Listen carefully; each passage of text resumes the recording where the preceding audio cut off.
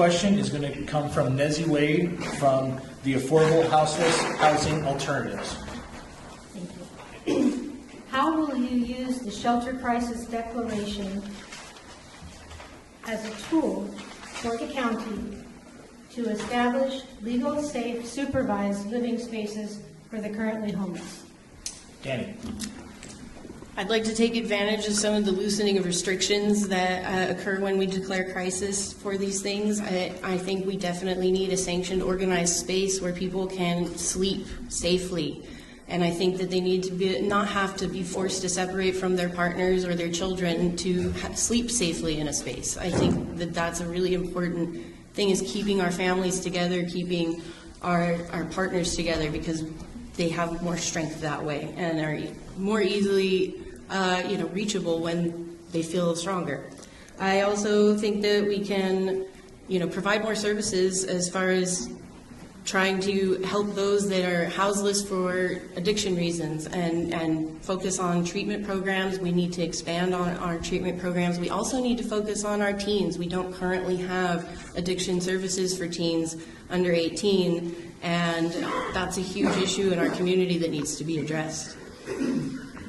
Marianne? As many of you know, I worked at the co-op here in Eureka for many years. Every morning at 7 o'clock, as the shelters emptied, people showed up with their kids in their strollers because they were kicked out for the day. They had to spend the day walking around town. Men, women, children, in the rain, walking around town. We need a safe 24/7 place for our fellow neighbors. We need a campground. We need to work towards having a safe place where they can have transportation, services, internet, to try to move their lives forward while we are working toward housing. Right now, we are in a crisis. We need to offer them sanctuary now while we are working toward permanent housing. I am totally in favor of figuring out a way to have a place for my fellow neighbors who walk out of those shelters every morning to go over and get a cup of coffee and walk around with their children in the rain to have a place to stay. 1,300 students right now, kindergarten through 12th grade, are considered homeless according to Humboldt County Office of Education standards. That is unacceptable. We need to provide a place for them to be during the day as well as at night. We need to find a place for them to be able to sit and play cards and read books to their children. This is more than just a criminal element in Old Town. This is a very, very serious problem, and we are behind the 8 ball solving it. Stephen. Yes, affordable housing is a huge issue in our community, and it is multi-pronged. As Marianne said, the homeless population is multiple populations. It's not just one population. 19% of Humboldt State students are homeless. 19%. Sleeping in their cars, couch surfing. Something like 10% of CR students are homeless.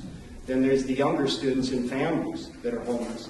There are people on the streets that have been denied mental health care facilities since Ronald Reagan dismantled our mental health care all over the state, and it hasn't gotten any better since. There's a lot of pharmaceutical corporations pushing a lot of drugs on people, and that's being aided by others that give it away as candy almost when you have an injury. And then you become addicted, and then your prescription runs out, then you go to the street for the prescription, pretty soon you lose your home, your house, your job, and now you're a victim, and yet we see them as criminals. We see them as the problem, and yet we as a society have created these things. So we need to start working on this problem. The sheriff says we're spending $80,000 a year putting people in jail. The jail is full. We can't even put people in jail anymore because it's overcrowded. We're spending $60,000 a year on homeless and not solving the problem. So as your supervisor, I would bring those funds up front. Yes, transition costs money, but if we can bring those funds up front with the emergency shelter declaration that took 1.5 years for the board to pass, it cost the county nothing to do that, then we can start having alternatives to start thinking about tiny house villages, sanctuary camps, removing some of the problems with secondary dwelling units and tiny homes on everybody's parcel so that we can all be a part of the solution and move that money up front. We have the resources. Denmark has solved this problem. Utah as a whole state. Austin, Texas has helped solve this problem in their community. We know how to do it. It's time to put our feet to the work of doing this. Virginia. Thank you. Back to the declaration, I think one of the ways it could be used as a tool is to bring increased awareness to the public of that they can be part of the solution. And you guys in this room, you already all know this. We work on it, but a lot of people don't know how they can help. So I think we know it wasn't a magic wand by any stance. We even look at the city of Eureka, who's had one longer, and they haven't been able to do a lot either. But I think it is aware. We need to let people aware of how they can help. I'm not in favor of a camping concept. There are some other communities doing it, and perhaps there will be ways that I might see where it could fit. Right now, I prefer not going that direction. I do think there's a lot of where'd Nezzy go?